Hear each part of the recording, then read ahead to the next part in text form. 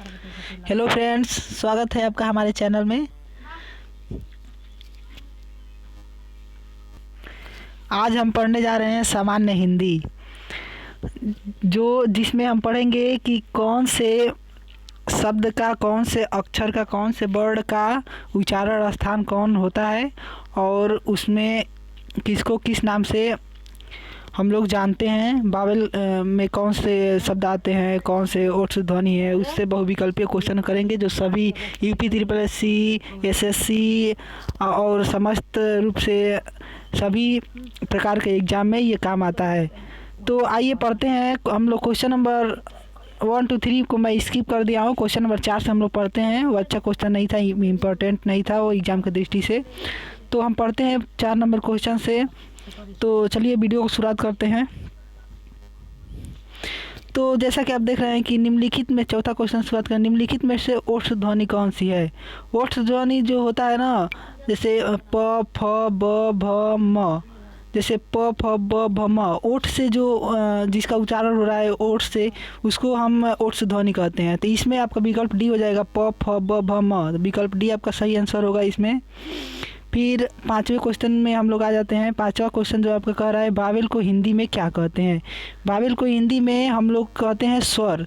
जो बावेल होता है उसको स्वर कहते हैं और जो कॉन्सोनेंट होता है उसको व्यंजन कहते हैं। तो इसमें ऑप्शन नंबर सी हो जाएगा आपका राइट आंसर। फिर 6वें क्वेश्चन पे हम लोग आते हैं कि जिन शब्दों के अंत में अ आता है, जिन शब्दों के अंत में अ आता है उन्हें क्या कहते हैं? ये आपका B.Ed 2002 में पूछा गया था। B.Ed 2002 में ये क्वेश्चन पूछा गया है। जिन शब्दों के अंत में अ आता है उन्हें क्या कहते हैं? तो उन्हें हम अकारांत कहते हैं। अ आता है लास्ट में तो उसको हम अकारांत कहते हैं। अब आइए क्वेश्चन नंबर 7 पे हम लोग जाते हैं। क्वेश्चन नंबर 7 हो गया, कौन सा स्वर नहीं है?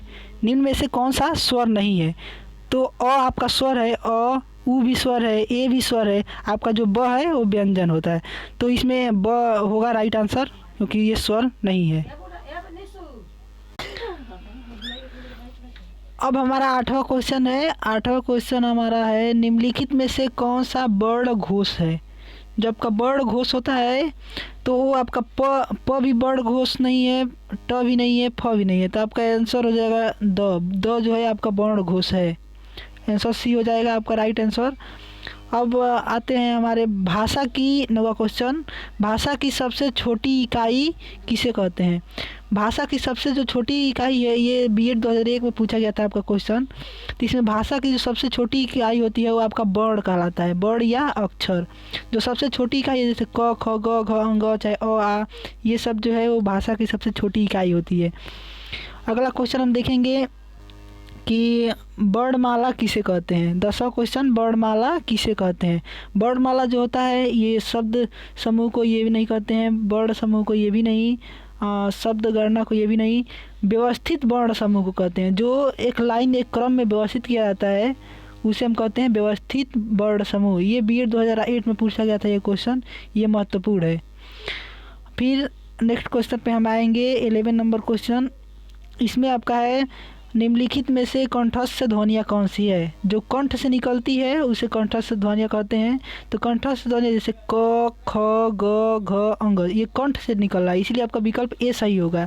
जो ए विकल्प है वो सही है, क ख ग वाला। अब हो गया आपका, हम आते हैं 12 नंबर क्वेश्चन पे। 12 नंबर क्वेश्चन, निम्नलिखित में से उच्चारण स्थान के आधार पर मूर्धन्य व्यंजन कौन सा? जो मूर्धा से निकलता है उसे मूर्धन्य कहते हैं।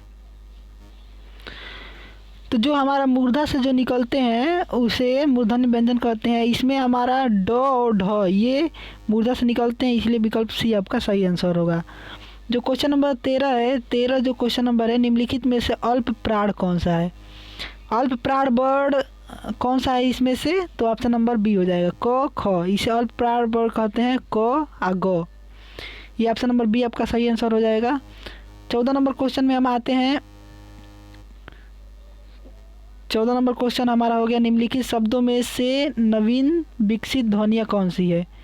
नवीन विकसित ध्वनि, जैसे नया में जो विकसित किया गया है ध्वनि, वो ख के डॉट लगाया गया है नीचे और ग का नीचे डॉट लगाया गया है। तो ये हमारा नया जो विकसित ध्वनियाँ है उसे क मतलब ख आ ग।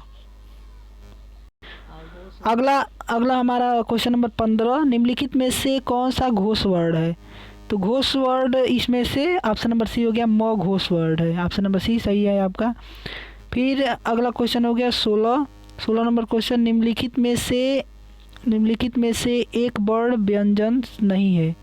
मतलब कौन सा वर्ण व्यंजन नहीं है? तो आपका ख भी व्यंजन है, य भी है, र भी है, आप उ व्यंजन नहीं है, इसलिए ऑप्शन नंबर ए जो है आपका सही आंसर हो जाएगा। जो अब नेक्स्ट क्वेश्चन 17 नंबर, निम्नलिखित में से कौन सी ध्वनि ओठस नहीं है? मतलब ओट्स से, यानी जो ध्वनियाँ ओठ से नहीं निकलती हैं तो वो इसमें है। और जो आपका प है वो भी ओठ से निकल रहा है, जो ब है वो भी ओठ से निकल रहा है, आपका म है वो भी ओठ से निकल रहा है, तो जो है आपका ओठ से नहीं निकल रहा है, तो इसलिए आपका विकल्प जो डी होगा वो राइट आंसर होगा। फिर अगले क्वेश्चन को हम देखें, हिंदी भाषा में मूलतः वर्णों की संख्या कितनी मानी गई है? हिंदी भाषा में जो वर्णों की संख्या होती है वो 52 मानी गई है। हिंदी भाषा में वर्णों की संख्या 52 होती है। फिर निम्नलिखित 19 क्वेश्चन पे हम आएंगे, निम्नलिखित में से नासिक के व्यंजन कौन सा है? नासिक के व्यंजन आपका जो है स ये नहीं है, ग भी नहीं है, फिर ज भी नहीं है, तो आपका य हो जाएगा।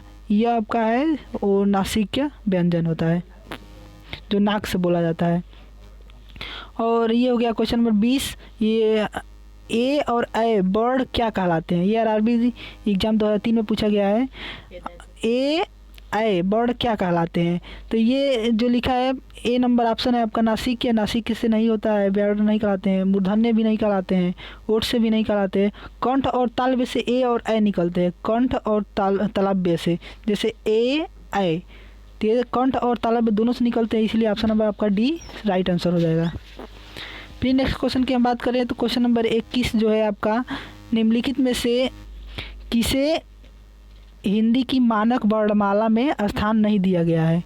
हिंदी की मानक वर्णमाला में स्थान नहीं दिया गया है, तो इसमें श्री जो है वो हिंदी के मानक वर्णमाला में इसका स्थान नहीं दिया है। क्री जो है उसको दिया गया है, र उसको भी दिया गया है, ली उसको भी दिया गया है, श्री को नहीं दिया गया है। और क्वेश्चन नंबर 22 की हम बात करें, 22 क्वेश्चन नंबर, निम्नलिखित शब्दों में से किस शब्द के द्वित्व व्यंजन है? किस शब्द के द्वित्व व्यंजन है? तो द्वित्व व्यंजन जो आपका है वो दिल्ली का है, दिल्ली का द्वित्व व्यंजन है, इसलिए ऑप्शन नंबर सी आपका राइट आंसर होगा। जहाँ डबल ल रहेगा, जहाँ डबल फ रहेगा। और इसमें इस जो क्वेश्चन है इसमें द्वित्व व्यंजन मतलब कि जहाँ पे एक ही जो वर्ड है वो 2 बार या अधिक बार आया है तो उसे द्वित्व व्यंजन कहते हैं। और नेक्स्ट क्वेश्चन की बात करें, क्वेश्चन नंबर 23 जो स ह कौन से व्यंजन कहलाते हैं? ये जो उसमें संघर्षी व्यंजन कहलाते हैं। उसमें संघर्षी व्यंजन आपका number D, option number D सही है आपका। ये बीएड एग्जाम 2008 में पूछा गया है, ये क्वेश्चन बीएड में पूछा गया है।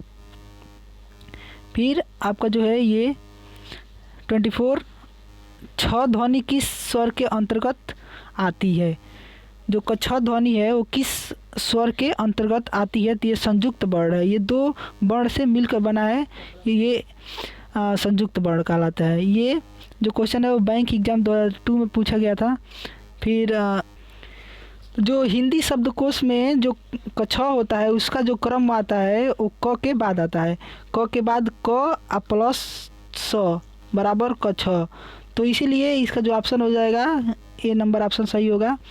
और ये बीएड एग्जाम 2012 में पूछा गया था ये क्वेश्चन। तो ये हो गया आपका 25 क्वेश्चन जो सभी एग्जाम के लिए महत्वपूर्ण है। ये एसएससी हो गया, रेलवे हो गया, फिर आपका बैंक हो गया, फिर यूपी ट्रिपल एससी का जितने भी आते हैं, यूपी ट्रिपल एससी हो गया, यूपी ट्रिपल एससी का जैसे कोई भी अभी आया था अधीनस्थ सेवा आयोग का कनिष्ठ सहायक का वैकेंसी आया था, जेई का वैकेंसी आता है, इसमें सभी ये महत्वपूर्ण होता है। ये हिंदी का लेक्चर आपके लिए महत्वपूर्ण साबित होगा।